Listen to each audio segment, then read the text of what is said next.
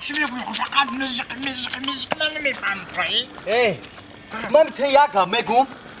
تا ما خفه نشده که اینجا جور خفگی نیست همین جورگری بمونم من تا ما خفه نشد دیگه فهمیدی یک گفت میگم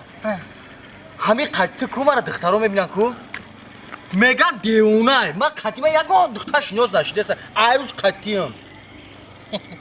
خیلی بچه گفتنی اگه بچه گفتنی همین مقصدی من همیه که بیا هر ما جدا میشه تو بیسی برو اگه بگفتی تو قطعی من امرش دی عروسو تو رو نگاه نمیکنم خوخی خیلی میشم تو من بدم که دوست کار نی خفه شدی من هرگز من بهوده نگفتم کو من هرگز از بیگانگان نمولم با من هر چی کن آشنا که اگه خشونه که میگیرم که تو واکو سلیدی و گرینی و نیشتیا و اگه بیزی تماشا که عروسو چقدر توی میکنی خفه شدم دی هم دیونه را که دیونه میگن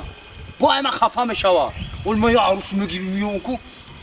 میبینی دهن دوی میمونم مگم بو اول به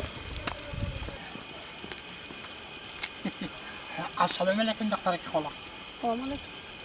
سازی تینجی سلامتی و زندگی و اهل بیت همه طرف خوبه کار و برکات خوبه نفرد میشه چی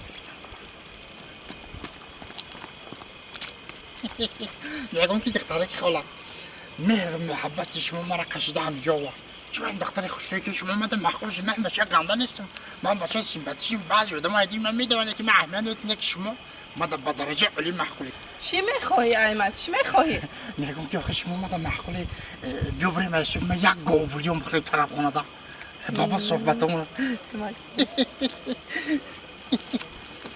الا کوز میری شاسو خوشم چاق چاق خوش نگم او مگم بو ای بچه یه دیونه سوی بیا عروس ده منه گپ بالا نزاکت دیونو خداویم